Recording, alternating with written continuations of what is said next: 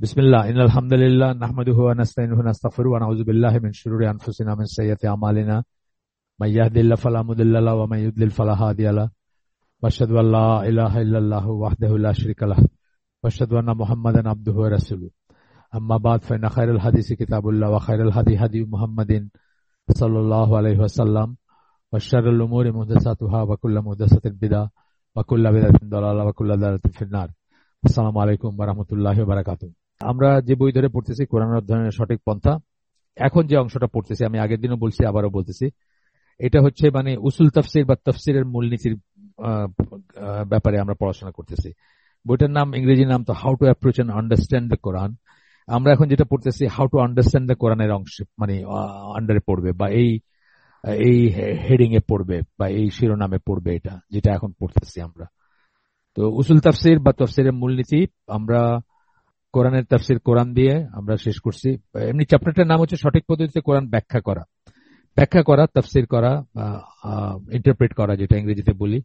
এইটার হারমোনিউটিক্স বলে এসে আপনার এই ইন্টারপ্রিটেশনের বিদ্যাকে ইংরেজিতে, ব্যাখ্যার বিদ্যা যেটা, এটা নিয়ে অনেক অনেক কথাবার্তা আছে বা অনেক কিছু জানার আছে, বিশেষ করে খ্রিস্টানদের মানে বাইবেল বা ওইখানে যে সমস্যাগুলো হয়েছে তাদের, সেগুলো থেকে অনেক ধরনের থিওরি আছে, কি করে কি একটা টেক্সট এক্সপ্লেন করা যায়। যাই হোক, ওটা আমাদের ব্যাপার না আজকে। তো আমরা গতদিন শুরু করছিলাম, বাট জাস্ট শুরুই করছিলাম, যে প্রথম দুইটা আমরা শেষ করছি। প্রথমটা হচ্ছিল যে কোরআনের তাফসির, কোরআন একটা আয়াতের তাফসির 8টা আয়াত দিয়ে কোরআনের, আর দ্বিতীয়টা ছিল রাসূল সাল্লাল্লাহু আলাইহি ওয়াসাল্লামের কথাবার্তা, কাজ, প্রয়োগ করা, কিভাবে উনি দিনকে মানে কোরআনের আয়াতকে প্রয়োগ করছেন এবং কিভাবে ব্যাখ্যা করছেন। অনেক সময় ব্যাখ্যা করছেন, অনেক সময় প্রায়োগিকই দেখেছেন। এই সবের আলোকে, তার জীবনী ইত্যাদির আলোকে কোরআনকে ব্যাখ্যা করা, এটি ছিল সেকেন্ড সোর্স। আর থার্ড সোর্স যেটা, সেটা হচ্ছে যে নবীর সাহাবীগণের তারা আর কি, মানে তো এটা আমরা একটু টাচ করছিলাম গতদিন, বাট শুরু করি নাই, মানে ওইভাবে মানে ডেপথে যায় নাই। আমরা যে শেষ করছিলাম সেখান থেকে শুরু করি। এখানে বলতেছেন, সাহাবীদের এমন অনেক বৈশিষ্ট্য ছিল যা তাদেরকে পরবর্তীতে যারা জন্মগ্রহণ করেছিলেন এবং কোরআন ব্যাখ্যার চেষ্টা করেছিলেন তাদের সকলের চেয়ে আলাদা আসন দান করে। অ্যাকচুয়ালি সাহাবীদের প্রজন্মটা ইউনিক একটা প্রজন্ম। এটা আমাদের একটা আয়োজন ছিল যখন আমরা প্রথম এই হালাকাটা শুরু করি, তখন আপনাদের মনে আছে কিনা জানি না, যারা একদম শুরু থেকে আছেন, খুব কমই আছেন যে শুরু থেকে যারা ছিলেন, আমার ধারণা খুব বেশি নাই, এখানে হয়তো গোটা দশেক হবেন। তো তারা হয়তো মনে করতে পারবেন যে আমরা what it means to be like the companions, এরকম একটা ছিল যে সাহাবীদের মতো হওয়া বলতে আসলে কি বোঝায়, অ্যাকচুয়ালি কি বোঝায় সাহাবীদের মতো হওয়া কথাটার মানে কি। তো ওইখানে আমরা দেখছিলাম যে আমরা তাদের মতো না। আসলে কেন তাদের মতো না সেটা এক্সপ্লেন করতে গিয়ে বলছেন যে আমরা আমরা চাই তাদের মতো হইতে, এবং আমরা ক্লেম করি যে আমাদের আকীদা বা বিশ্বাস সমূহ তাদের মতো, কিন্তু আমাদের কাজকাম তাদের মতো না, কর্ম পদ্ধতি তাদের মতো না। এবং সেই জন্যই উল্টাভাবে বলতেছিলেন যে প্রত্যেক মানুষের কাজ ডিপেন্ড করে তার বিশ্বাসের উপরে। আমাদের কাজ যদি তাদের মতো না হয়, তাহলে আমাদের আকীদাও তাদের মতো না, অথবা আমাদের বিশ্বাসও তাদের মতো না। আইদার সেটা কোয়ালিটিতে অথবা কোয়ান্টিটিতে সমস্যা আছে ওই বিশ্বাসে। যাই হোক, সেটা আলাদা ব্যাপার। এখানে এই জন্য বলছেন তাদের সকলের চেয়ে আলাদা আসন দান করে কোরআন ব্যাখ্যার চেষ্টা করছেন তাদের, কারণ সাহাবীরা, তাদের সামনে কোরআন নাজিল হয়েছিল এবং তাদের সামনে কোরআন প্রয়োগ হয়েছিল। তারা সেটার ভুল করলে রাসূল শুধরাই দিয়েছিলেন, তারা কোনো কনফিউশন থাকলে রাসূলের কাছে জানতে চাইছিলেন, ইত্যাদি ইত্যাদি কারণে। তো এখানে তাদের গুরুত্বপূর্ণ বৈশিষ্ট্যতে আমরা কয়েকটা পড়বো, 6টা পড়বো সম্ভবত। প্রথমটা হচ্ছে তারা রাসূলকে কোরআন যা তাদেরকে আলাদা করে, দে স্ট্যান্ড আউট, সবার থেকে আলাদা, তারা সব জেনারেশনের চেয়ে আলাদা এই কোরআন ব্যাখ্যা করার ব্যাপারে। সেইখানে বলতেছেন যে তারা রাসূলকে কোরআন প্রয়োগ করতে দেখেছেন, আর তাছাড়াও কোরআনে কোন আয়াত যদি তাদের কাছে স্পষ্ট মনে না হয়ে থাকে, তারা সরাসরি রাসূল সাল্লাল্লাহু আলাইহি ওয়াসাল্লামের কাছে যেতে পারতেন এবং তাকে ওই আয়াতের অর্থ সম্বন্ধে জিজ্ঞেস করতে পারতেন, যেটা ইউনিক, শুধুমাত্র তাদেরই ছিল এই সৌভাগ্য বা সুযোগ, যেটাই বলেন। এটা আসলে খুব গুরুত্বপূর্ণ একটা জিনিস। আমরা ইউনিকনেসটা অর্থাৎ অনেক সময় খেয়াল করি না যে এটা গ্র্যান্টেড বা এটা আমাদের মনে হয় যেটা খুব স্বাভাবিক একটা জিনিস, কিন্তু আসলে খুব ইউনিক একটা পজিশন দেয় তাদেরকে এইটুকু যেটুকু আমরা পড়লাম। সাহাবীদের কি করে কোরআন প্রয়োগ করতে হয় এবং কি করে তা বুঝতে হবে সে ব্যাপারে তিনি হাতে কলমে শিক্ষা দিয়েছেন। আল্লাহ রাসূল হাতে কলমে শিক্ষা দিয়েছেন, হাতে কলমে। যেমন আমরা একটা প্র্যাকটিক্যাল, আমরা যারা সায়েন্সে পড়াশোনা করছি অথবা ইঞ্জিনিয়ারিং এ পড়াশোনা করছি, আমরা দেখছি আমাদের শপ থাকে বা ল্যাবরেটরি থাকে, সেখানে আমরা একটা থিওরিটিক্যাল জিনিস পড়ছি, সেটা একজন ডেমনস্ট্রেটর বা একজন টিচার দেখায় দেন যে দেখো এটা আমরা বলছিলাম, দেখো এটা হাউ ট্রু ইট ইজ। এই যে ম্যাগনেটিজমের উপর আমরা যে এক্সপেরিমেন্ট গুলো করি ফিজিক্সে, অথবা ওই উইটস্টোন ব্রিজ বা এগুলা ইন্টারমিডিয়েটে করছি না, বা পরবর্তীতে আমরা আরো করি, তখন হাতে কলমে দেখায় যে দেখো এই যে। ঠিক সে একইভাবে রাসূল সাল্লাল্লাহু আলাইহি ওয়াসাল্লাম, যেমন ধরেন আমাকে যেভাবে সালাত আদায় করতে দেখো সেভাবে সালাত আদায় করো, এই যে হাদিসটা, মানে হাতে কলমে। তার মানে কি বললেন যে তোমাদের টেক্সট পড়ো, হাদিস পড়ো, অন্য কিছু যা কিছু পড়ছো বা জ্ঞান আছে, কোরআনের আয়াত পড়ছো, সবই ঠিক আছে, কিন্তু সালাত কিভাবে পড়তে হবে, সালাত কিভাবে আদায় করতে হবে আমাকে দেখো। তো এই যেমন তো কথাটার কি প্রয়োগ, যেটা ওকে বললাম আমরা, হাতে কলমে শিক্ষা দেওয়া। একমাত্র যার তা করার যোগ্যতা ছিল এবং এটার অথরিটি একমাত্র তার ছিল, কারণ উনি যখন কিছু একটা বলছেন সেটা ফাইনাল এবং ওইটা প্রশ্নাতীত, এবং ওইটা নিয়ে আর কোনো কনফিউশনের কিছু নেই। এবং আমরা সেফার, যেটা সুন্নাহর কর্তৃত্ব মর্যাদা, সেই বইটাতে আমরা বারবার বলছি যে আমরা একটা সেফার পজিশনে থাকবো যখন আমরা রসুলকে অনুসরণ করতেছি, এটা যদি জানি, ইভেন যদি অন্ধভাবে করি, ইভেন যদি না জেনে করি, যে কেন করতেছি সেটাও যদি না জানি, তারপরেও কিন্তু অন্য কিছু করার চেয়ে সেফার। যেমন একটা হাদিসের কথা আমরা বা একটা ঘটনার কথা আমরা বলছি আগে, রাসূল সাল্লাল্লাহু আলাইহি ওয়াসাল্লাম সালাতের ভিতরে একদিন তার জুতা খুলে এক পাশে রাখছেন, সব সাহাবীরা তার দেখা দেখি জুতা খুলে ওই পাশে রাখছেন, তাদের ওই পাশে আর কি। তো রাসূল নামাজের পরে জিজ্ঞেস করছেন যে তোমরা কেন জুতা খুললাম, যে আপনি যে খুলছেন, বলে আমাকে তো জিবরাইল আলাইহিস সালাম বলছেন যে আমার জুতার নিচে নাজাস বা ময়লা আছে, সেই জন্য রাখছি। অর্থাৎ উনি বোঝাতে চাইছেন যে তোমাদের রাখার দরকার ছিল না, কিন্তু তাদেরকে তিরস্কার করেন নাই, তাদের মানে তাদের অ্যাকশনটাকে বলেন না যে কি একটা ফালতু জিনিস করলা, এটা বলেন নাই, কিন্তু চুপ করে গেছেন। অর্থাৎ তারা এই যে ব্লাইন্ডলি করছেন এটাও ঠিক ছিল। এবং আমরা এখনো যদি কোনো কিছু ইভেন না বুঝি যে কেন আল্লাহ রসুল একটা জিনিস করছেন, তারপরে যদি আমরা ব্লাইন্ডলি করি, তবুও আমরা ঠিক আছি, বা তবুও আমরা সেফ সাইডে আছি, রাদার দেন না জেনে কোনো একজন বড় ইমাম বা কাউকে ফলো করলাম, অথচ আমরা কখনো চিন্তা করে দেখিনি যে উনি একজন মানুষ, তারও ভুল থাকতে পারে, বা তাহকিক করা যেটাকে বলি থাকতে পারে, যে জন্য আমরা মানে পাইগট্রি দেখাই বা আমরা অ্যারোগেন্ট হয়ে যাই মাযহাব ফলো করতে গিয়ে, বা কোনো ইমাম বা কোনো স্কলারকে ফলো করতে গিয়ে। সেটা আমরা হইতাম না যদি আমরা এই কথাগুলোর মিনিং বুঝতাম আর কি। আসেন তারপরে যাই আমরা সামনে। তারা পূর্ণ নিশ্চয়তার সাথে জানতে পারতেন যে কোরআন প্রয়োগ করার ব্যাপারে তাদের পদ্ধতি এবং কোরআন সম্বন্ধে তাদের জ্ঞানই হচ্ছে সঠিক, এইটা তারা নিশ্চয়তা সহকারে জানতে পারতেন। একবার যখন দেখলেন যে তারা যেটা করতেছেন ওটা আল্লাহ রসুল অ্যাপ্রুভ করলেন, এন্ডোর্স করলেন, চুপ করে থাকলেন, অথবা আল্লাহ রসুল দেখাই দিলেন যে না তোমরা এটা ভুল করছো, এইভাবে করবা, বাস হয়ে গেল, এটা এই কথাটা বললেন এখানে, যেটা একটা ইউনিক ব্যাপার। তো আজকের এখানে একটা অন্য বলছেন যে তাদের এই বৈশিষ্ট্য আজকের দিনের কম্পিউটার সফটওয়্যারের সাথে তুলনা করলে ভালো বোঝা যাবে। আজকের দিনে একটা নির্দিষ্ট সফটওয়্যার কোনো বিশেষজ্ঞ অন্য কোনো ব্যক্তিকে কিছু সফটওয়্যার ও ম্যানুয়াল হস্তান্তর করতে পারে। কোনো বিশেষজ্ঞ আরেকজনকে, একজন টিচার ধরেন আরেকজনকে সফটওয়্যার এবং ম্যানুয়াল দিয়ে দিলেন, এবং উনি ওটা নিয়ে বাড়ি গেলেন, গিয়ে ওটা লোড করলেন, এবং তা নিয়ে ওই ব্যক্তি নিজেই চেষ্টা করে বের করতে পারেন যে কিভাবে ওই সফটওয়্যারকে ব্যবহার করতে হবে। হ্যাঁ, নিজে বাড়িতে নিলেন, নিয়ে দেখলেন একটু একটু করে টুকটুক করে ওই ম্যানুয়াল দেখতে দেখতে উনি শিখলেন, শেখার চেষ্টা করলেন যে কিভাবে। বেশিরভাগ ক্ষেত্রে দ্বিতীয় ব্যক্তিটি দফায় দফায় চেষ্টা করে নানা ভুল ত্রুটির মাধ্যমে সফটওয়্যার ব্যবহারে রপ্ত করতে হবে, তাকে সফটওয়্যার ব্যবহারে রপ্ত করতে হবে, দফায় দফায় ভুল, ট্রায়াল এন্ড এরর যেটা বলি আমরা, ট্রায়াল এন্ড এররের মাধ্যমে তাকে ঠিক করতে হবে। এবং অনেক সময় এর পরে উনি নিশ্চিত হতে পারবেন না যে ওনার এটা ঠিক কিনা, ওনার কনক্লুশন, উনি যে রেজাল্টে পৌঁছালেন সেটা ঠিক কিনা, যে কোনো কিছুতে যে রেজাল্টে পৌঁছালেন সেটা ঠিক কিনা। পক্ষান্তরে প্রথম ব্যক্তিটি অর্থাৎ ওই সফটওয়্যার বিশেষজ্ঞ নিজেই দ্বিতীয় ব্যক্তির সাথে বসে কথিত সফটওয়্যারটি কিভাবে ব্যবহার করতে হয় তা ধাপে ধাপে নবীশকে দেখিয়ে দিতে পারতেন।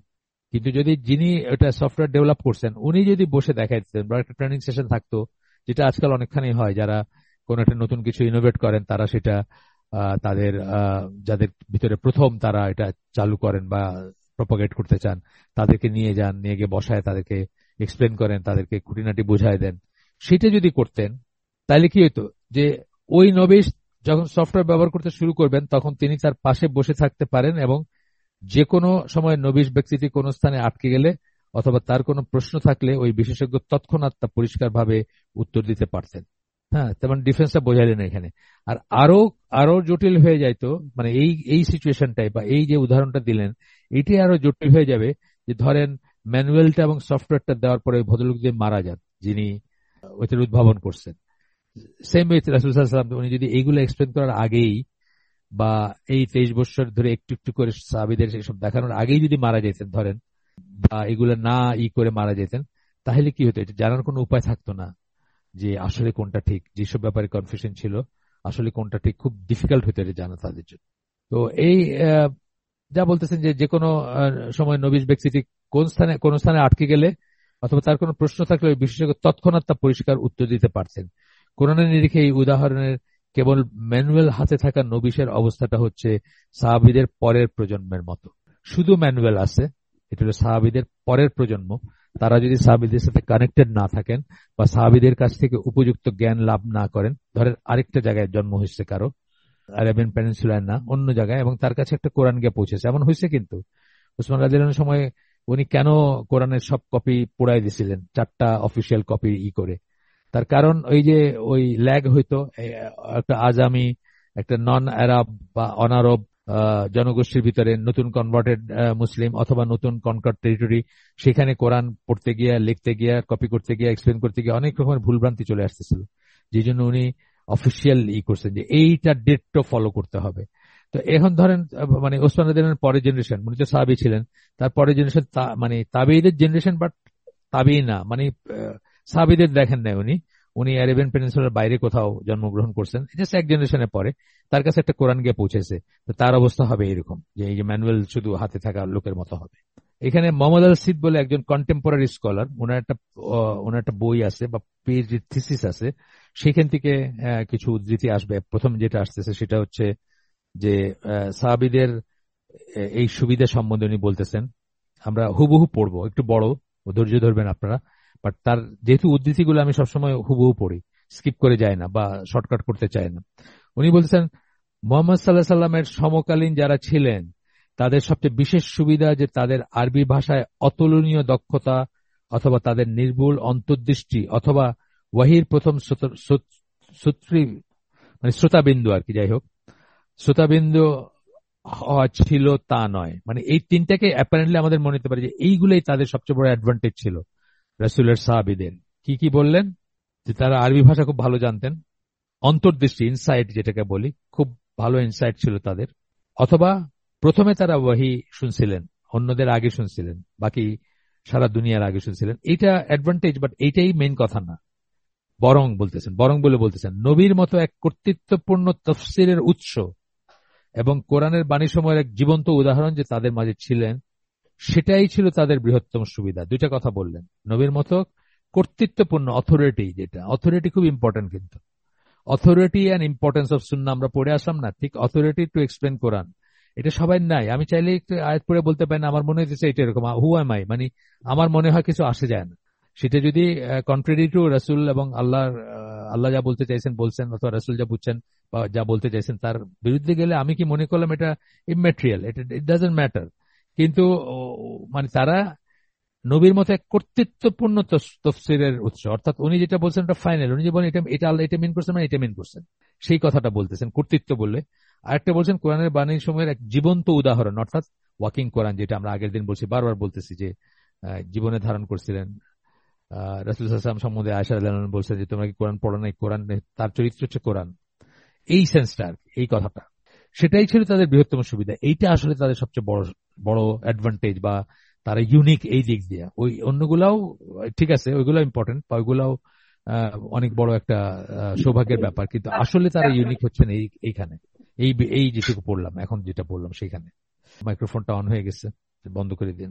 আচ্ছা, সাধারণভাবে বিশেষ সুবিধা ভোগ করার ফলে মুহাম্মদ সাল্লাল্লাহু আলাইহি সাল্লাম ছাড়া মুসলিমরা হয়তো তাদের দিনদারির এবং রাজনৈতিক ও সামাজিক কর্মকাণ্ডের চূড়ান্ত সীমায় যেতে পারবেন, কিন্তু মুহাম্মদ সাল্লাল্লাহু আলাইহি সাল্লাম ওয়াহী সম্বন্ধে তাদের উপলব্ধিকে সঠিক দিক নির্দেশনা দেন, তাদের বাড়াবাড়িকে সংযত করেন এবং ধাপে ধাপে তাদের আল্লাহভীরু বৈশিষ্ট্যের দিকে নিয়ে যান।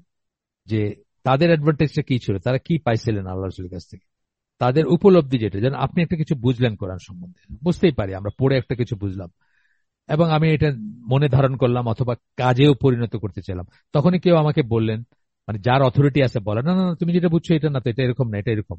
যেমন বলছি না যে একজন সাহাবী মনে করছেন যে আহ, আহ, মানে নেশাগ্রস্ত অবস্থায় সালাতে দাঁড়াইতে নিষেধ করছেন আল্লাহ, উনি মনে করছেন সালাতের আগে মদ খাওয়া যাবে না কিন্তু অন্য সময় খাওয়া যাবে। এই যে বোধটা, এইটার কথা, যে এটার উদাহরণ হতে পারে এখানে। ওহি সম্বন্ধে তাদের উপলব্ধি, একজনের উপলব্ধি হয়েছে যে এটা অন্য সময় খাওয়া যাবে কিন্তু সালাতের নেশাগ্রস্ত অবস্থায় দাঁড়ানো যাবে না, এটা ভুল ছিল উপলব্ধি। সেটাকে সঠিক দিক নির্দেশনা দেন আল্লাহ রসুল সাল্লাহ সাল্লাম। তাদের বাড়াবাড়িকে সংযত করেন। অনেক সময় দিন নিয়ে বাড়াবাড়ি করার একটা প্রবণতা ছিল, তাদের সময় ছিল, এখনো আছে। আমরা অনেক গল্প, আপনার যে আমার যে বইটা, একটা বই আমরা পড়ছি রিলিজিয়াস এক্সট্রিমিজম, 650 পৃষ্ঠার বই, আমাদের আমাদের চ্যানেলে এটার ধারাবাহিক সবই লাগানো আছে, অডিও লাগানো আছে, আপনারা দেখতে পারেন। খুবই এনলাইটেনিং বই, একটা পিএইচডি না মাস্টার্স থিসিস যিনি লেখক মুতায়েরি বলে এক ভদ্রলোক, ইজিপশিয়ান ভদ্রলোক, তার ওইটা ট্রান্সলেট করছেন জামালউদ্দিন জারাবজ, যার লেখা এই বইটা আমরা পড়তেছি, উনি ট্রান্সলেট করছেন religious extremism in the lives of contemporary Muslims, ইংরেজি নাম এটা, আর আরবি নাম হচ্ছে আল উলুফিদ্দিন। তো খুবই এনলাইটেনিং বই, একটা বইয়ের ভিতরে আপনি পুরা ইসলামের সবকিছু পেয়ে যাবেন, মানে যত ধরনের কনফিউশন আছে বারবার, মানে। তো ওইখানে আসছে যে সাহাবীদের ভিতর ছিলেন যে হজের জার্নিতে গেছেন, সারাক্ষণ রোদে দাঁড়ায় থাকতেছেন। ওনার ধারণা হলো যে ছাতি মাথায় দিলে বা ছায়া দাঁড়াইলে মানে সবটা কম হবে, যে এটা এটা ইসলামের পয়েন্ট অফ ভিউ থেকে এটা এক্সট্রিমিজম। আল্লাহ রসুল বলছেন না, এটা করবা না, তুমি ছায়া দাঁড়াও, এটা ঠিক না, এটা করা ঠিক না, এটা এক্সট্রিমিজম। মানে ইসলামের এক্সট্রিমিজমের ডেফিনিশন কিন্তু একটু অন্য। শীতের রাতে আপনার ঘরে গরম পানির আছে, গরম পানির ব্যবস্থা আছে, সুব্যবস্থা আছে, কিন্তু আপনি মনে করলেন যে ঠান্ডা পানি দিয়ে কষ্ট করে কাঁপতে কাঁপতে উজু করলে বোধহয় বেশি সওয়াব হবে, এটা এক্সট্রিমিজম ইসলামে। তো এরকম ব্যাপারগুলো আর কি, যে ইসলামে এক্সট্রিমিজমের ডেফিনিশন একটু অন্য।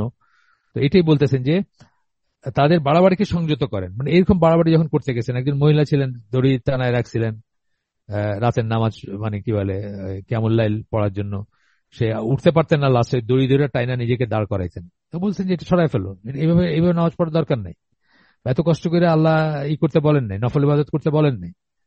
এই আর কি, এরকম জিনিসগুলা বাড়াবাড়িকে সংযত করেন এবং ধাপে ধাপে তাদের আল্লাহ বিরু বৈশিষ্ট্যের দিকে নিয়ে যান। রিয়েলি তাকওয়া কি, রিয়েলি আল্লাহকে ভয় করা বলতে কি বোঝায়, সেটার দিকে নিয়ে যান। মানে বাড়াবাড়ি না, দুইটা এন্ড, একটা ল্যাক্স, একটা এক্সট্রিমিজম বা এক্সাজারেশন, ওই দুইটার মাঝখানে আলোচনা, জামার পজিশন মাঝখানে, মধ্যপন্থার আমরা মধ্যপন্থার উম্মত রসুলের বা মধ্যপন্থার জামাত, আহলুস সুন্নাহ ওয়াল জামা, আল জামাত, দি জামাত, যাদের মুসলিমরা, যার সকল মুসলিম যেরকম হওয়া কথা ছিল, সেটা সেটা মধ্যপন্থার উপর প্রতিষ্ঠিত। যে চাচ্ছে তারা নিজেদের ও গোটা উম্মাকে তৈরি করতে পারবেন, ওই রকম করে তাদেরকে গড়ে তুলে গেছেন। তারা ছড়ায় পড়ছেন সারা দুনিয়ায়, এবং সারা দুনিয়ায় আল্লাহ রসুলের বাণী প্লাস প্র্যাকটিক্যাল অ্যাপ্লিকেশন কিভাবে অ্যাপ্লাই করতে হবে কোরআন, সেটা পৌঁছায় দিচ্ছেন। যে চাচ্ছে তারা নিজেদের ও গোটা উম্মাকে তৈরি করতে পারবেন। আমরা দেখেছি তিনি কিভাবে তাদের কাছে ওয়াহি ব্যাখ্যা করার জন্য সম্ভাব্য সকল উপায় অবলম্বন করেন, এবং তাদের সঠিক কর্মপন্থা দেখাতে ও উপলব্ধির ব্যাপারে যেসব প্রতিবন্ধকতা রয়েছে বলে তিনি মনে করেছেন সেগুলো দূর করতে তাদের শিক্ষা দিয়েছেন। আমরা কিন্তু উদ্ধৃতিটা পড়তেছি, আমি আগেই বলছি একটু বড় উদ্ধৃতিটা। তাদের উপলব্ধির পথে অন্তরায় এমন সকল রাজনৈতিক, সামাজিক ও মনস্তাত্ত্বিক বাধা অপসারণ করতে কঠিন পরিশ্রম করেছিলেন। অনেক অনেক থাকে, রাজনৈতিক থাকে, তাদের যেমন একটা মাইন্ডসেট ছিল, পলিটিক্যাল মাইন্ডসেট ছিল, তাই না? তারা গোত্রের ইসেকে মানে একদম আনকোয়েশ্চেনেবল মনে করত, সেটা চেঞ্জ করে দিলেন না। মানে মানে স্টেটহুড বা গভর্নেন্স যেটাকে বলে, গভর্নেন্স বা গভর্নমেন্টের যে কনসেপ্টটা, ওইটা আরবদের ভিতর ছিল না, উনি সেটা প্রতিষ্ঠা করে দিয়ে গেলেন। এই যে রাজনৈতিক, সামাজিক, সামাজিক অনেক কিছু ছিল, মেয়ে শিশু জ্যান্ত পুঁতে ফেলা, এক রমণীর ঘরে অনেক ক্লায়েন্ট যাওয়া, এবং সে যাকে বলবে তাকে, ধরেন যাকে নির্ধারণ করবে সেই তার গর্ভের বাচ্চার বাপ হবে। এই ধরনের কত কত কুসংস্কার, কত কুনিয়ম ছিল তাদের ভিতরে, এগুলো সব চেঞ্জ করে দিয়েছেন। মনস্তাত্ত্বিক বাধা, মনস্তাত্ত্বিক কিছু বাধা ছিল। একটা উদাহরণ দেয়, যেমন কোরআনে আল্লাহ করছেন এটা, অফকোর্স রাসূলের মাধ্যমে করছেন, আল্লাহর ইচ্ছা এটা, যে কেবলাটা যে দুইবার চেঞ্জ হলো, যে প্রথমবার চেঞ্জ করে জেরুজালেমের দিকে হলো, এটাতে কি হলো, যারা মানে একেবারে মানে কি বলবো, মানে অ্যারোগেন্ট ভাবে বা বাইগট্রি ছিল যাদের ভিতরে, যে মক্কাই হচ্ছে সবকিছু, মক্কা কেন্দ্রিক সবকিছু হইতে হবে, তাদের এটাকে ছুটায় ফেললেন আল্লাহ বা আল্লাহ রসুল। ছুটায় কেবলাটা হয়ে গেল কি, জেরুজালেম। তারপরে ইহুদিরা ওই ক্যামোফ্লাজ মুসলমানদের সাথে দাঁড়ায় জেরুজালেমের দিকে কইরা মানে একটা মিলেমিশে একটা কিছু হওয়ার চেষ্টা করতেছিল। তো সেইটার দিকে আবার যাদের হয়ে গেল তাদের জন্য আবার আল্লাহ কি করলেন, সেকেন্ড টাইম আবার মক্কার দিকে ফিরিয়ে দিলেন। তাহলে ভেজাল যেগুলো ছিল সেগুলো তাদের মন থেকে গেল গিয়ে। আর যদি না গিয়ে থাকে তারা আর ঝরে পড়লো, তারা আর এই মেইন স্ট্রিমের সাথে থাকলো না। এটা হচ্ছে যেমন মনস্তাত্ত্বিক, এই ব্যাপারটা কিন্তু মনস্তাত্ত্বিক। এই মক্কার সাথে যারা মুহাজির ছিলেন অথবা যারা মক্কা কেন্দ্রিক ছিলেন তাদের যে অতিরিক্ত ইমোশন মক্কার ব্যাপারে, সেগুলো মনস্তাত্ত্বিক ব্যাপার ছিল। এইসব বাধা অপসারণ করতে কি করলেন, কঠিন পরিশ্রম করেছিলেন আল্লাহ রসুল। সংক্ষেপে তাদের মাঝে আল্লাহর এক বাণী নেমে এসেছিল এবং তাদের মাঝে ছিলেন চরিত্র ও বিশ্বস্ততার ঐতিহাসিক দৃঢ়তা সম্বলিত এক নবী, যিনি এই সম্বন্ধে তাদের বোধ ও প্রতিক্রিয়াকে পথ নির্দেশনা দিয়েছিলেন। বোধ একটা, প্রতিক্রিয়া একটা। বোধ মানে ফিলিং, আর প্রতিক্রিয়া রিয়াকশন। তো এইটাকে উনি চ্যানেলাইজ করেন, প্রপার চ্যানেলে এটাকে প্রবাহিত করেন। সোজা কথা, শেষ হয় না আমার উদ্ধৃতিটা এখনো, মোহাম্মদ আল সিদের উদ্ধৃতি। নবী মোহাম্মদ সাল্লাহ সাল্লাম আল্লাহ কর্তৃক নির্ধারিত আল্লাহর বাণীর উপলব্ধিকে মানুষের কাছে পৌঁছে দেওয়ার দায়িত্বপ্রাপ্ত এক ব্যাখ্যাকারী হিসেবে তার নিরঙ্কুশ ও অদ্বিতীয় সামর্থ্য এবং মর্যাদা নিয়ে প্রথম প্রজন্মের মুসলিমদের সাথে তাদের মাঝে অবস্থান করেছিলেন। অনেক বড় সেন্টেন্সটা, অনেক বড়, একটা গুলায় ফেলার ব্যাপার আছে। আল্লাহর বাণীর উপলব্ধি মানে ফিলিং, আন্ডারস্ট্যান্ডিং, বোধ, যেটা মানুষের কাছে পৌঁছে দেওয়ার দায়িত্বপ্রাপ্ত। এটা ছিল তার দায়িত্ব যে মানুষের কাছে পৌঁছে দেবেন, কারেক্ট ফিলিংটা যেন হয়। এটা বলতে এইটা বোঝাইছেন আল্লাহ। অনেক সময় আমরা দেখবো যে কোনটা বলতে কোনটা বোঝাইছেন বা কোনটা বলতে কোনটা, কিন্তু স্কলার এসব নিয়ে গবেষণা আছে। যেমন ধরেন হাদিসের কথাই বলি, হাদিসের কথাই আসি। আল্লাহ রসুল কোনটা বলতে কোনটা বোঝাইছেন এটি নিয়েও কিন্তু গবেষণার স্কোপ আছে বা গবেষণা হয়েছে। ঠিক তেমনি ভাবে আল্লাহ কোনটা বলতে কোনটা বোঝাইছেন, কখন জুলুম বলতে শিরক বোঝাইছেন আর কখন জুলুম বলতে অঠিক কাজ বোঝাইছেন, এটা যেমন একটা কথা, একটা উদাহরণ জাস্ট মনে আসলো আমার। তো সেটাই বলতেছেন যে ওই যে আল্লাহর বাণীর উপলব্ধিকে মানুষের কাছে পৌঁছে দেওয়ার দায়িত্বপ্রাপ্ত এক ব্যাখ্যাকারী হিসাবে তার নিরঙ্কুশ ও অদ্বিতীয় সামর্থ্য। এটা তার নিরঙ্কুশ, অ্যাবসলিউট এবং অদ্বিতীয়, ইউনিক ছিল তার এই পজিশনটা বা এই ক্যাপাবিলিটিটা, যে উনি আপনাকে সত্যি ফিলিংটা ধরাই দিতে পারবেন যে তোমার এরকম বোধ করা উচিত বা তোমার এরকম বোঝা উচিত। মানে এখানে আল্লাহ বলছেন জুলুম বলতে শিরক, আর এখানে আল্লাহ বলছেন জুলুম বলতে অঠিক কাজ, এই বোধ হওয়া উচিত তোমার। উদাহরণ দিলাম জাস্ট একটা। এবং মর্যাদা নিয়ে প্রথম প্রজন্মের মুসলিমদের সাথে, এবং এই মর্যাদারও তার ইউনিক ছিল, আর কারো এই মর্যাদা ছিল না। তাদের মাঝে অবস্থান করেছিলেন, তাদের মাঝেই ছিলেন তিনি, তাদের মাঝে জীবনযাপন করছেন ডে ইন ডে আউট। তাদের সাথে সুখ দুঃখ ভাগ করছেন, তাদের সাথে যুদ্ধ করছেন, তাদের সাথে খোলা ময়দানে ঘুমাইছেন, এন্ড সো অন। তারা তার সাথে কথা বলতে পারতেন, তাকে পর্যবেক্ষণ করতে পারতেন, একটা হলো কথা বলতে পারতেন আর পর্যবেক্ষণ করতে পারতেন, নীরবে দেখতেন কি করতেছেন উনি।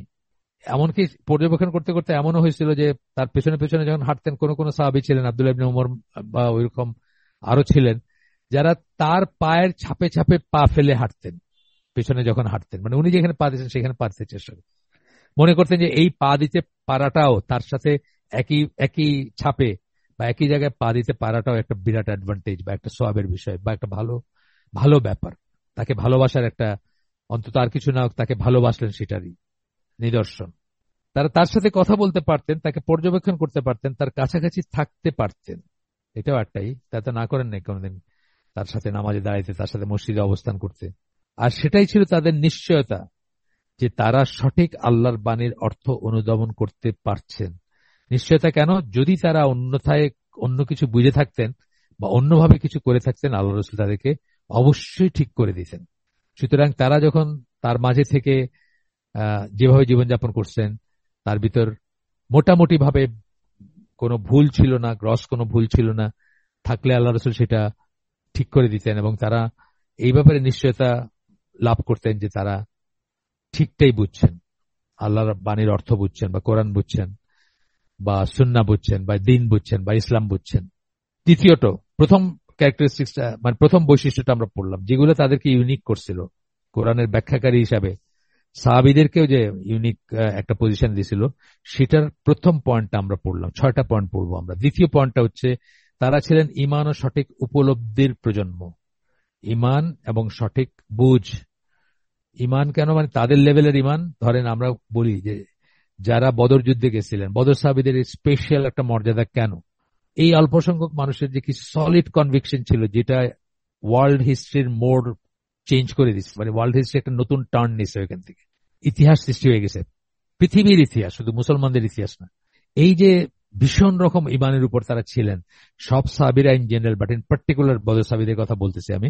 সব সাহাবীরা বলতে আল্লাহ তো ওই যে কোরআন সূরা তওবার 100 নম্বর আয়াতে বলছেন যে তাদের উপর আল্লাহ রাজি, তারা আল্লাহর উপর রাজি।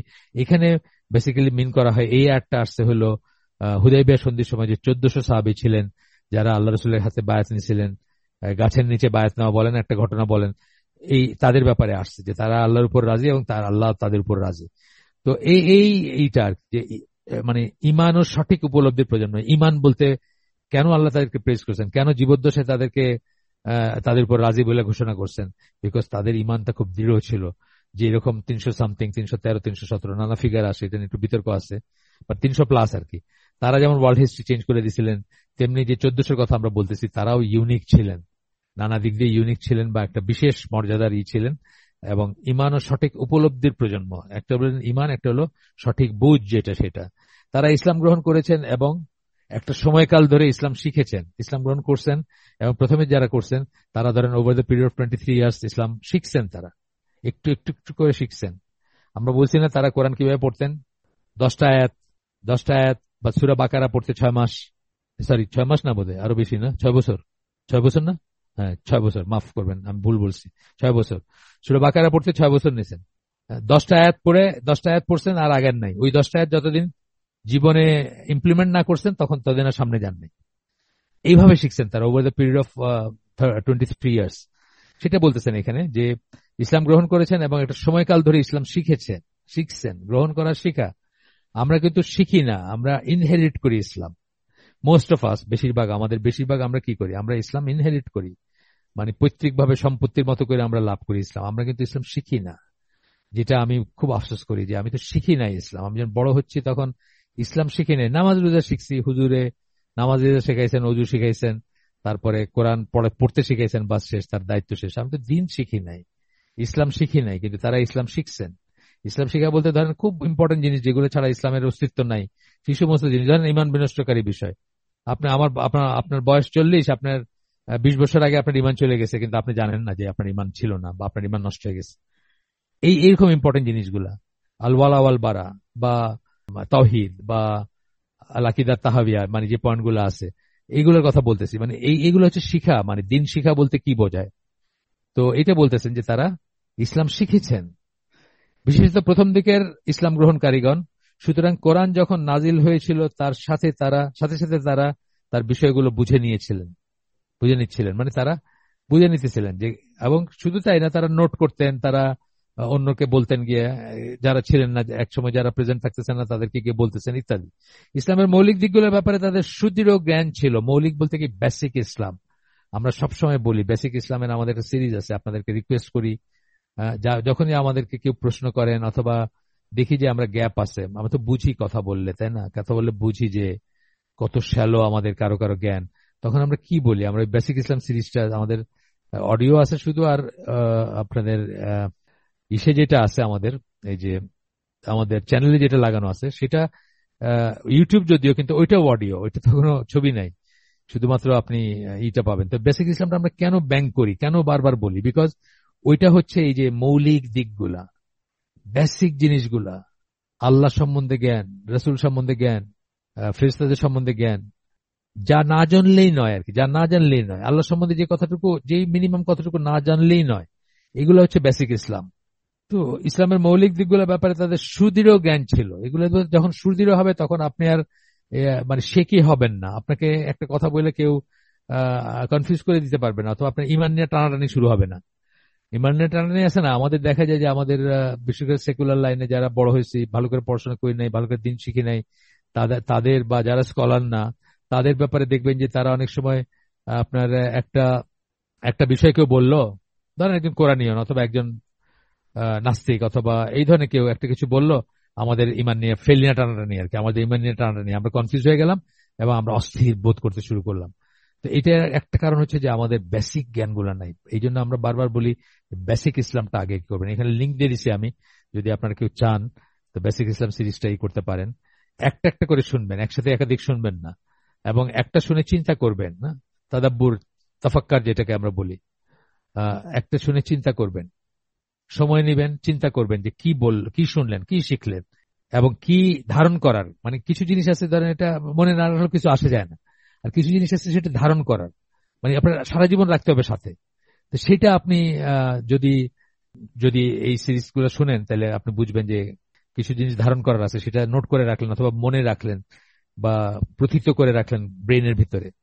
ইসলামের মৌলিক দিকগুলোর ব্যাপারে তাদের সুদৃঢ় জ্ঞান ছিল এবং আয়াতগুলো বোঝা তাদের জন্য সহজ ছিল। পরবর্তী প্রজন্মগুলো যেগুলোর খুঁটিনাটি নিয়ে বেশ বিতর্ক করেছে, অথচ দেখা যাবে তাদের কিন্তু তর্ক ছিল না। ধরেন একটা উদাহরণ দেয় আপনাদের, আলিফ লাম মিম, হ্যাঁ আল্লাহ কি বোঝাতে চাইছেন? কোন সাহাবী কোনদিন রাসূল সাল্লাল্লাহু আলাইহি ওয়াসাল্লামকে এই প্রশ্ন করেন নাই, কোন রেকর্ড নাই। কোন সাহাবী কখনোই রাসূল, তাদের সামনে কোরআন নাজিল হয়েছে, তাদের সামনে আলিফ লাম মিম নাজিল হয়েছে, তারা এটা শুনছেন, তারা এটা ডিসাইড করছেন, তারা এটা তেলাওয়াতে শুনছেন, নামাজে শুনছেন, নিজেরা পড়ছেন, কিন্তু কোনোদিন জিজ্ঞেস করেন না যে এটার মিনিং কি।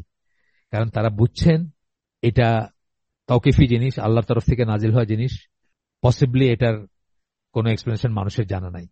গেস ওয়ার্ক হয়েছে কিছু, এটা নিয়ে গেস ওয়ার্ক আছে কিছু। কেউ কেউ বলছেন যে যারা স্ক্রাইব ছিলেন, ধরেন সূরা বাকারা, তার যারা স্ক্রাইব ছিলেন, যারা সেটা লিখছেন, আল্লাহ রসুলের কাছ থেকে যারা লিখে নিছেন, যারা নোট ডাউন করছেন, তাদের নামের আদ্য অক্ষর দিয়ে এগুলা করা হয়েছে। এগুলো গেস ওয়ার্ক, একদম পিওরলি মানে কনজেকচার যদি বলতে পারেন।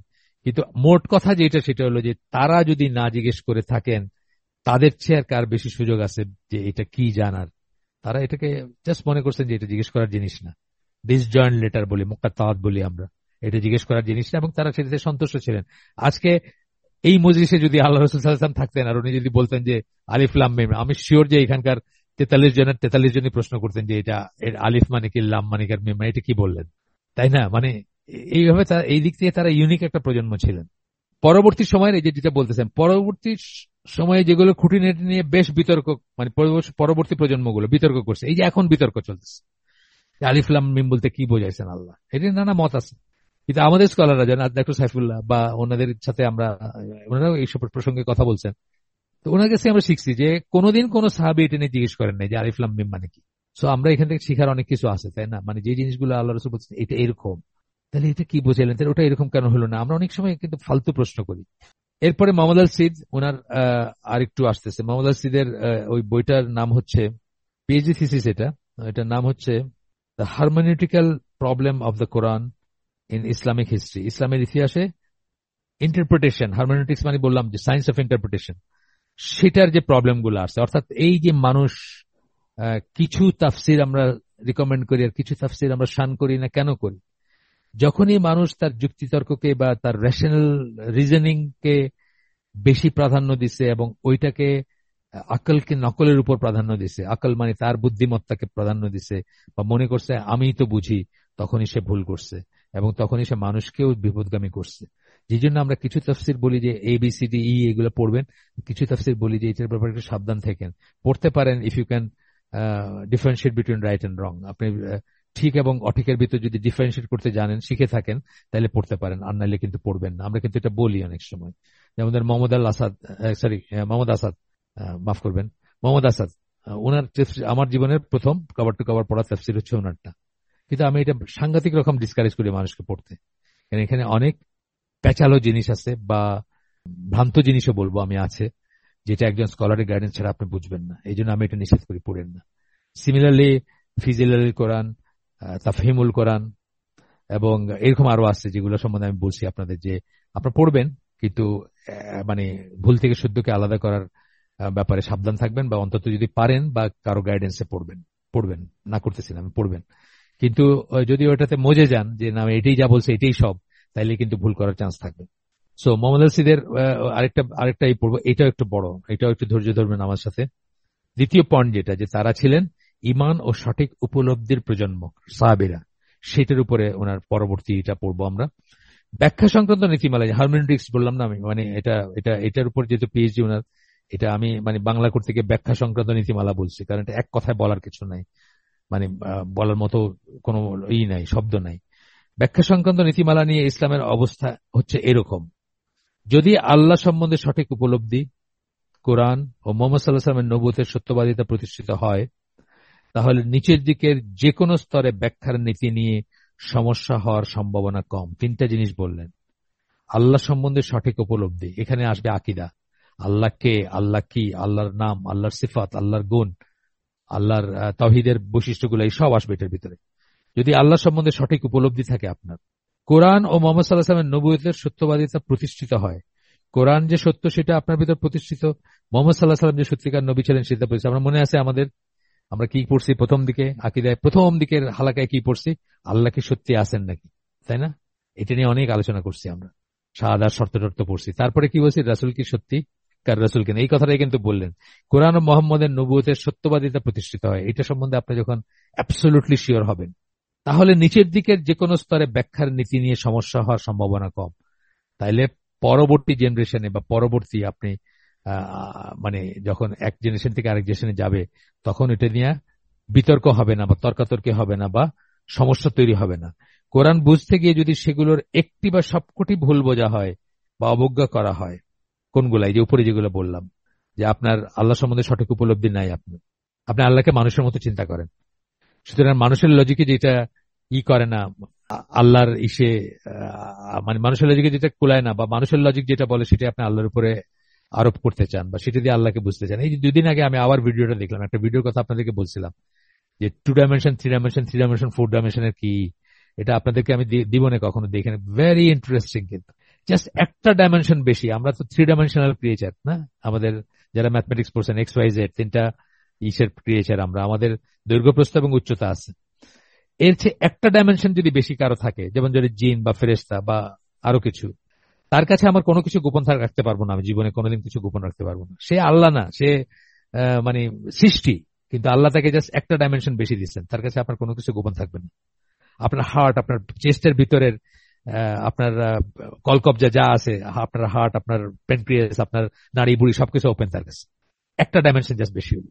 খুব সুন্দর এটা, মানে এটা নিয়ে আমি আগে কথা বলছি। প্রথম মুক্তার মাগরিবি বলে একজন আছেন, একটু খুবই খুবই ভালো স্পিকার, কিন্তু একটু ওই সুফি সুফি ভাব আছে আর কি, বা একটু ওইসব আছে, কিন্তু উনি ফিজিক্সে PhD আমি যতদূর জানি।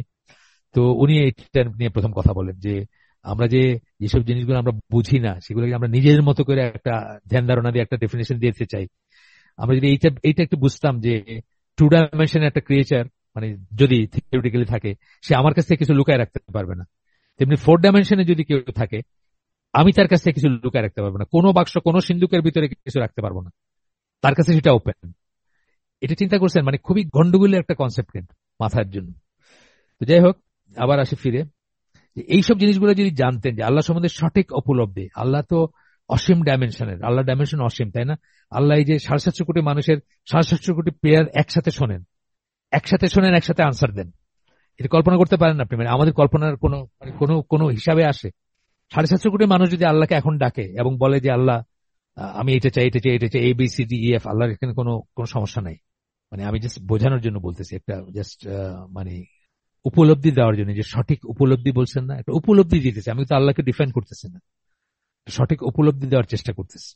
কোরআন বুঝতে গিয়ে যদি সেগুলোর একটি বা সবকটি ভুল হয়, যদি আল্লাহ সম্বন্ধে উপলব্ধিটা ভুল হয়, কোরআন এবং রাসূলের নবুয়তের সত্যতার ব্যাপারে যদি একটু দনমনে থাকে, একটু যদি শেকি হয় আমরা, তাহলেই দেখা যাবে যে আমাদের অন্য সমস্যা হয়ে যাচ্ছে। আমরা তখন আল্লাহকে, কোরআনকে, ইসলামকে জাস্টিফাই করার চেষ্টা করব। দেয়ার আর গ্রেট স্কলার্স, নাম বললাম না, থাক এখন আপনাদের জানার লাভ নাই, যারা একসময় অথরিটি ছিলেন ইজিপশিয়ান, তারা বলছেন যে জিন হয়তো বা মাইক্রোব। জিনের কনসেপ্টটা গন্ডগোল্লা, এটাতে তো বিধর্মীরা খুব মুসলমানদের চাপায় বা মুসলমানরা হিমশিম খায় এটা ডিফাইন করতে গিয়ে। তখন বলছেন মেবি ইটস লাইক মাইক্রোব, মানে ওই যে জীবাণুর মতো কিছু, যেগুলো মানুষের অনেক ক্ষতি করতে পারে বা অনেক লাভ করতে পারে বা কিছু একটা, মানে যাই হোক এই ধরনের একটা ব্যাগ কথা বলছেন। ফেরেশতা সম্বন্ধে বলছেন যে তারা হচ্ছে এনার্জি। হ্যাঁ, ফেরেশতা সম্বন্ধে বিশ্বাস এনার্জি বলছেন, যে কারণ এক্সপ্লেন করা যাচ্ছে না, সুতরাং এনার্জি বলে দিলেন, তো হয়ে গেল। এনার্জি তো আছেই, নেচারে আছে, দুনিয়াতে আছে, সারা পৃথিবীতে আছে এনার্জি, মহাবিশ্বে ছড়ায় আছে, তো বলেন যে এনার্জি। অথচ ফেরেশতাদের সম্বন্ধে কারেক্ট বিশ্বাস কি? ফেরেশতারা হচ্ছেন ইন্ডিভিজুয়ালস, লাইক আমি এনামুল হক, আপনি মুস্তাফিজ, এইরকম ফেরেশতারা হচ্ছেন এক একজন ইন্ডিভিজুয়াল, তাদের এক একজনের বৈশিষ্ট্য আছে। হ্যাঁ, ইন্ডিভিজুয়াল বৈশিষ্ট্য আছে তাদের, কারো 600টা ডানা আছে, কারো 3টা ডানা আছে, এক একজনের এক এক ধরনের কাজ আছে। এইভাবে ফেরেশতাকে বুঝতে হবে এবং বিশ্বাস করতে হবে। কিন্তু যদি ওই ওই দুইটা তিনটা জিনিস যেটা বললাম, আল্লাহ সম্বন্ধে সঠিক উপলব্ধি, কোরআন এবং রাসূল, কোরআন কি সত্যি আল্লাহর কাছ থেকে আসছে, মোহাম্মদ সাল্লাল্লাহু আলাইহি সাল্লাম কি সত্যিকার রাসূল কিনা, এই যে বেসিক জিনিসগুলো আমরা শিখছি প্রথম দিকে এই হালাকার, এই তিনটাতে যদি কোথাও গড়বড় থাকে তাহলে কিন্তু আপনি পরের দিকে দেখবেন যে অনেক সমস্যা আপনার। কোরআন বুঝতে গিয়ে যদি সেগুলোর একটি বা সবকটি ভুল বোঝা হয় বা অবজ্ঞা করা হয়, এমনকি ছোটখাটো খুঁটিনাটির বেলায়ও, তাহলে গোটা উপলব্ধি করার প্রক্রিয়াটাই ভেস্তে যায়। সেজন্যই এই পর্যায়ে এটা বলা যায় যে অন্তর্দৃষ্টির ক্ষমতা, অথবা সাধারণত যেমন বলা হয়ে থাকে তাদের আরবি ভাষার দক্ষতার জন্যই প্রথম প্রজন্মের মুসলিমরা বিশেষ সমস্যা ছাড়াই কোরআনকে চমৎকারভাবে আত্মস্থ করেছিলেন, কথাটা তা না।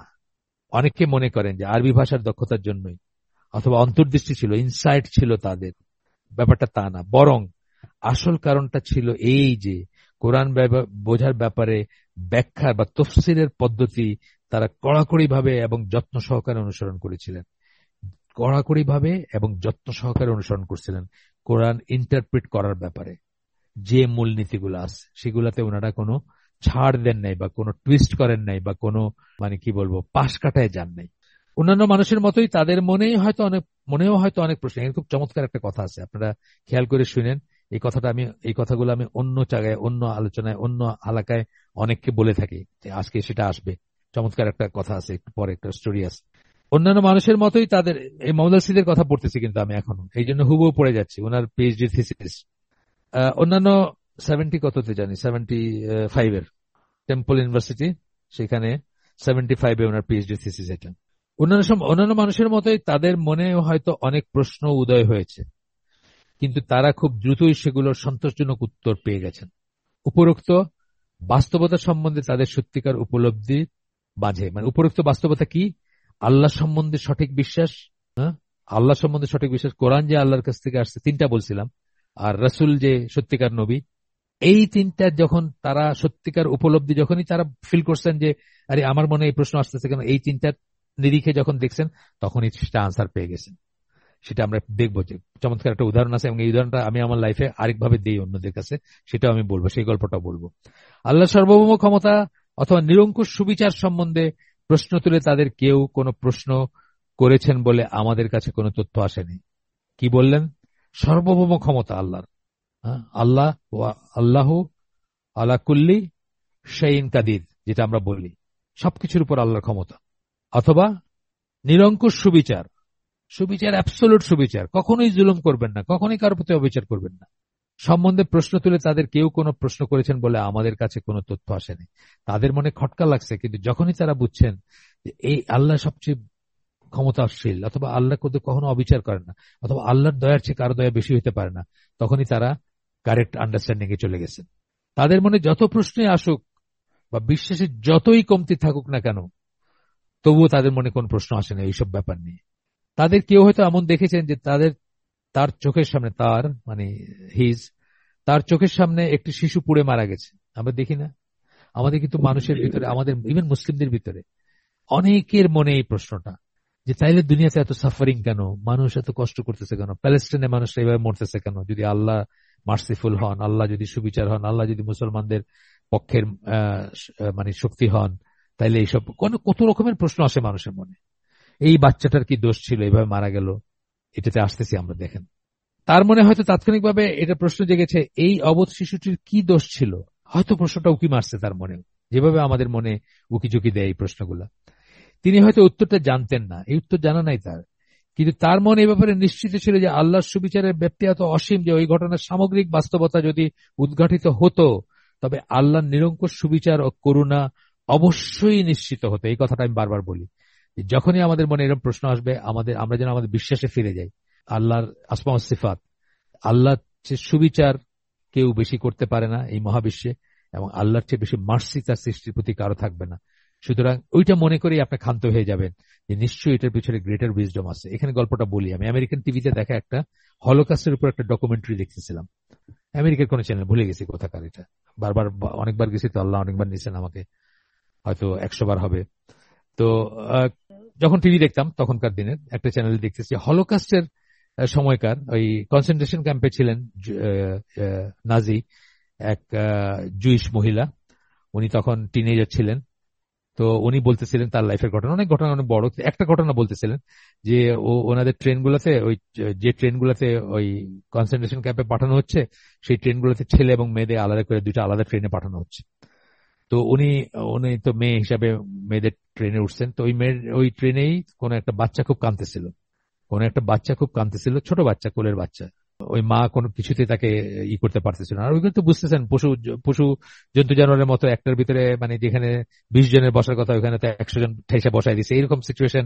তো বাচ্চাটা তারস্বরে চিৎকার করে কাঁদতেছে। একটা নাজি সোলজার আসলো, বাচ্চাটাকে আহ, মানে একটা ঝটকায় মায়ের কোল থেকে ছিনিয়ে নিল, পায়ে ধরে তাকে একটা ল্যাম্প পোস্টে একটা বাড়ি দিল, তার মাথাটা গুঁড়া হয়ে গেল ল্যাম্প পোস্টে বাড়ি খেয়ে, এবং তার কান্না বন্ধ হয়ে গেল। তো উনি বলতেছেন, ওই জুইশ মহিলা যিনি, মানে জুইশ অরিজিনের আর কি, that day I lost faith in god. ওই দিন আমি আল্লাহ বিশ্বাস হারাইছি। আমি দেখতেছিলাম সুবহান আল্লাহ, মানে এই কথাটাই কিন্তু এখানে বলা হচ্ছে যে উনি যদি আল্লাহ রিয়েলি বিশ্বাস করতেন, রিয়েল আকিদা এবং রিয়েল মানহাজ যদি থাকতো, তার রিয়েল বিশ্বাস যদি থাকতো, ওই যে 3টা পয়েন্ট প্রথমে বলছি, 3টা পয়েন্ট বারবার বলতেছে, আবার ঘুরে ফিরে বলতেছে কেন, আমাদের এই হালাকা কিন্তু আমরা 3টা পয়েন্ট দিয়ে শুরু করছিলাম। ওই 3টা পয়েন্টের ব্যাপারে যদি দাঁড়িয়ে থাকতো, সেগুলো কি? আপনার একটা হলো আল্লাহ সম্বন্ধে সঠিক উপলব্ধি, অর্থাৎ আল্লাহ যে সবচেয়ে মার্সিফুল, আল্লাহ যে সবচেয়ে ওয়াইজ, আল্লাহ যে সর্বময় ক্ষমতার অধিকারী, এটা যদি থাকতো, এবং কোরআন এবং মোহাম্মদের নবুয়তের উপর যদি নিশ্চয়তা থাকতো, তাহলে ওই জুইশ মহিলার ইমান হারাইতো না। উনি বুঝতেন যে এটার পিছনে নিশ্চয়ই আল্লাহর বিজডম আছে। আল্লাহর চেয়ে বাচ্চার প্রতি মার্সিফুল কেউ বেশি হতে পারে না। একটা মৃত্যুর কষ্টকে আমরা কিন্তু কোনোদিন মেজার করতে পারবো না। একটা কাফের ঘুমের ভিতরে মারা যায়, আমরা হয়তো মনে করতে পারি যে কত সুন্দর মৃত্যু হলো, কিন্তু অ্যাকচুয়ালি তার আযাবটা আমি জানি না। এবং আমি হয়তো জিহাদের ময়দানে আমার কল্লাটাকেও কাইটা ফেলাই দিল, আমার কষ্ট যে ওই কাফের চেয়ে বেশি হয়েছে এটাও কিন্তু আমি বলতে পারি না, শুধু আল্লাহ জানেন এটা, বা যে যার উপর দিয়ে যাচ্ছে সে জানে। সেম জিনিস যে এই ঘটনাটার সাথে কি আমরা আমরা এমনি একটা কথা বলি যে প্রত্যেকটা ঘটনা ইউনিক, এবং ঘটনার চেইন যেটা, সেটা আপনাকে একখান থেকে আরেকখানে নিয়ে যায়। যেমন আজকে এখানে যা হালাকাতে বসছেন, একটা ঘটনা, একটা দুর্ঘটনা হইতে পারে, বা ঘটনা যে কোনোদিন আপনার সাথে কারো একজন ফোনে কথা হয়েছে, তো উনি জিজ্ঞেস করছেন যে কালকে রাত্রে তোমাকে ফোন করলাম, পাইলাম না, তুমি কোথায় ছিল? বলে আমি তো একটা হালাকায় ছিলাম। হালাকা? কিসের হালাকা? বলে এরকম এক লোক আছে, এই স্বল্পজ্ঞানী লোক, মানে চেষ্টা করে, ইংলিশ শিক্ষিত লোক, পাপি তাপি লোক, চেষ্টা করে মানুষের ভিতরে কিছু দিনের কথা বলতে। তো শুনতেছিলাম, ও তাই নাকি, আছে কোথায়, আমার দিও তো লিঙ্কটা। তারপরে অনওয়ার্ড হয়তো উনি এখানকার রেগুলার শ্রোতা। তো এই যে ব্যাপারটা, মানে প্রত্যেকটা ঘটনা কিন্তু পরবর্তী লক্ষ কোটি ঘটনার সাথে, ঘটনার জন্য দায়ী, এবং লক্ষ কোটি ইসের জন্য দায়ী, মানে কি বলবো, মানে শাখা প্রশাখার জন্য দায়ী। এবং সেখান থেকে আমরা এটা আমরা দেখি না, আমরা দেখতে পাবো না। এটা এটা শুধু আল্লাহ দেখেন, এটা শুধুমাত্র আল্লাহ দেখেন। এখান থেকে এখানে হিন্দুদের একটা গল্প আছে, হিন্দুদের গল্প মানে হইলেও গল্পটা শিখার একটা আছে, যে ঈশ্বর যা করেন ভালোর জন্য করেন। আমরা ঈশ্বর বলবো না, আমরা আল্লাহর কথাই বলতেছি। যে এক রাজা তার মন্ত্রীকে নিয়ে শিকারে বাইরেছে। শিকারে বাইরেতে গিয়া, শিকারে যাইতে গিয়া ওই রাজার রাগ করতেন, কথায় কথায় রাগ করতেন, বা তরবারি বাইর করতেন। তো তরবারি বাইর করতে গিয়ে তার আঙ্গুলটা কেটে গেছে, একটা আঙ্গুল কেটে গেছে। তো রাজা তো খুব আরো রাগ, মানে বা আফসোস করতেছেন। তখন মন্ত্রী বলছেন যে ঈশ্বর যা করেন ভালোর জন্যই করেন। মানে এটা যে একটা গল্প, কিন্তু গল্পের ভিতরে শিক্ষণীয় আছে, সেই জন্য বলতেছে যে আল্লাহ যা করেন ভালোর জন্য করেন। তো রাজা খুব খেপছেন, আরো খেপছেন, যে তুমি আমার বেটা আঙ্গুল কেটে গেল আর তুমি কইতেছো আল্লাহ যা করেন ভালোর জন্য করেন। তো এরপরে কিছু দূর গিয়ে একটা কুয়া আসছে, ওই শিকারে বাইরে ছিলেন আর কি উনি, কুয়া আসছে। তো কুয়ার ওইখানে গিয়ে উনি ধাক্কা দিয়ে মন্ত্রীকে ফালাই দিচ্ছেন কুয়ার ভিতরে, দিয়ে উপর থেকে বলতেছেন যে ঈশ্বর যা করেন ভালোর জন্য করেন, বলে উনি প্রসিড করতেছেন। আগে আপনারা হয়তো পড়ছেন অনেকে গল্পটা, এইসবের গল্প মার্কে কিছু কোন বইয়ের গল্প, আমি ভুলে গেছি কোথাকার। তো উনি প্রসিড করছেন। তো তখন দেখা গেল যে ওইখানে একটা ডাকাত দল আছে, ওরা তাকে রেড করলো, রেড করে রাজাকে বন্দি করলো, বন্দি করে নিয়ে গেছে কি তারা কোন একটা আহ, ইসে বলি দিবে তাকে, কোন একটা উদ্দেশ্যে, কোন দেবীর কাছে বা কিছুর কাছে বলি দিবে তাকে। ওইখানে নিয়ে গেছে তাকে, মানে জাস্ট বলি দিতে উদ্যত হয়েছে, খেয়াল করছে যে তার একটা আঙ্গুল কাটা। এখন কোন দোষ ত্রুটিপূর্ণ জিনিসের বলি হয় না। তো তাকে দুইটা চড়থাপ্পড় মেরে ছেড়ে দিছে। তা রাজা ঘুরতে ঘুরতে আবার ওই ইসের কাছে আসছে, ওই কুয়ার কাছে আসছে। এসে ওই দড়ি দিয়ে ওই মন্ত্রীকে উঠেছে, উঠায় বলছে যে, তুমি ঠিক বলছিলে যে ঈশ্বর যা করেন সেটা ভালোর জন্য করেন। আমি বলতেছি না যে এই গল্পটা আপনারা ফলো করেন, বা এই গল্প থেকে কিছু, মানে শিক্ষণীয় এইটুকুই যে আমরা একটা ঘটনাকে খণ্ডিত দেখি, আর আল্লাহর পয়েন্ট অফ ভিউ থেকে একটা ঘটনা হচ্ছে অনেক ব্যাপ্তি, ওটার অনেক কিছু মিলায় আসে। এই কথাটা এখানে বললেন কিন্তু এই লেখক। উনি বললেন তিনি হয়তো উত্তরটা জানতেন না, কিন্তু তার মন এই ব্যাপারে নিশ্চিত ছিল যে আল্লাহর সুবিচারের ব্যাপ্তি এত অসীম যে ওই ঘটনার সামগ্রিক বাস্তবতা যদি উদ্ঘাটিত হতো, আসলে যদি উনি জানতেন যে এটার আরো কত কিছু এটার সাথে টাইড আপ, তবে আল্লাহ নিরঙ্কুশ সুবিচার ও করুণা অবশ্যই নিশ্চিত হতো। ঠিক যেমন সূরা কাহাফে ওই খিজির আলাইসাল্লাম তার সাথে মুসা আলাহিসাল্লাম বারবার প্রশ্ন করতেছিলেন না, যে কাজগুলো ওনার ওয়েয়ার্ড মনে হতেছিল, বিকজ উনি একটা খণ্ডিত অংশ দেখতেছিলেন, ওইটার পিছনের উইজডমটা বা পরবর্তী ঘটনাগুলো দেখতেছিলেন। ওটা খুব সামান্য একটা উদাহরণ ছিল। আল্লাহর কাছে এটা লক্ষ কোটি বছর বা হাজার বছরের ব্যাপার, মানে একটা একটা থেকে যে অন এন্ড অন যে এফেক্ট গুলা হইতে থাকে ইত্যাদি। লোহিত সাগর দ্বিখণ্ডিত হওয়ার অথবা কুমারী মায়ের ঘরে যীশু খ্রিস্টের জন্ম হওয়ার ধারণায় তার মনে বিস্ময়ের সঞ্চার হয়ে থাকতে পারে। কাদের কথা বলতেছেন? সাহাবীদের কথা বলতেছেন, মূলত সাহাবীদের কথা বলতেছেন এখানে।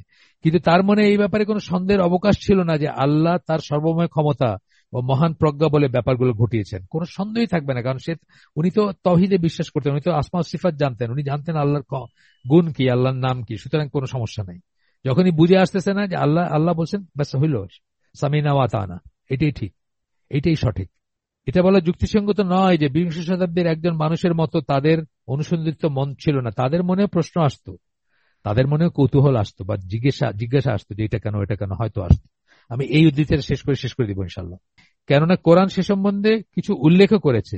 আল্লাহ সম্বন্ধে একটা উপলব্ধি হওয়ার আগে বিংশ শতাব্দীর মানুষের মতোই তাদের একই ধরনের সংশয় ভুগতে দেখা যায়। মাঝে মাঝে তাদের ভিতরে সংশয় হয়েছে। আল্লাহ তাদেরকেও বলছেন যে তোমাদের কি সন্দেহ আছে নাকি, তোমাদের কি সংশয় আছে নাকি, তোমাদের কি সন্দেহ আছে নাকি। তাদের একজন একটি ক্ষয়প্রাপ্ত হাড় নিয়ে আসে এবং নিজেদের হাতে তা গুঁড়া করে জিজ্ঞেস করে কে একে পুনরুত্থিত করতে পারে এবং কিভাবে। এটা বলছে না? বলছে তো, মক্কার কাফিররা বলছে না? বলছে, মুশরিকরা বলছে। তার কথার উত্তর দিতে গিয়ে কোরআন কোন বৈজ্ঞানিক ব্যাখ্যার মাধ্যমে বিশ্লেষণ করেনি যে কিভাবে ব্যাপারটা বাস্তবায়িত হবে। আজকে আমরা চেষ্টা করি বৈজ্ঞানিক ব্যাখ্যা দিতে, আজকে আমরা ডিএনএ দিয়ে করি, বা আমরা বলি যে একটা চুল থেকে একটা মানুষের পুরা অবয়ব সৃষ্টি করে। যে আপনি জানেন ফরেন্সিকে যারা কাজ করে, ফরেন্সিক ওইসব ডিপার্টমেন্টে যারা কাজ করে, যারা ওই যে আছে না, ডিটেকটিভস আছে বা ইয়ে আছে। আমি পড়তেছিলাম কঙ্গোতে কোন একটা কুয়ার ভিতর থেকে একটা হাড় উঠাইছে, একটা হাড় পাওয়া গেছে, সেই হাড় থেকে বাইর করছে যে যে মহিলার কঙ্কালের অংশ সেটা সেই মহিলা খোড়া ছিল। মানে এতটুক ই করতে পারে ফরেন্সিক এসে। তো যাই হোক, তো একটা হাড় থেকে পুরা রিজেনারেট করা যায়। যেভাবে আপনি একটা বিল্ডিং এর যদি ব্লু প্রিন্ট থাকে, যেটা ডিজাইন, আর্কিটেকচারাল ডিজাইন, পুরা বিল্ডিংটা যদি একদম একদম ডেমোলিশ করে দেন, আপনি হুবহু ওই বিল্ডিংটা আবার রিজেনারেট করতে পারবেন ইনশাআল্লাহ। সেরকম ব্যাপার। বরং তার চেয়েও বেশি যুক্তিযুক্ত ও সহজবোধ্য এক উত্তর দেয়, তা আল্লাহর নিরঙ্কুশ সর্বময় ক্ষমতা নিশ্চিত করে। কোরআন কিভাবে উত্তর দেয় সেটা, যে আল্লাহ সবকিছু করতে, মানে সবকিছুর উপর ক্ষমতাশীল। এবং আরো খুব সিম্পল একটা যুক্তি দেয় যে আদমকে যদি আল্লাহ সৃষ্টি করে থাকেন, তুমি যদি সেটা বিশ্বাস করে থাকো, তাহলে আদম থেকে নাই থেকে সৃষ্টি করছেন, ঠিক একইভাবে তোমাকেও আবার রিজেনারেট করবেন আল্লাহ।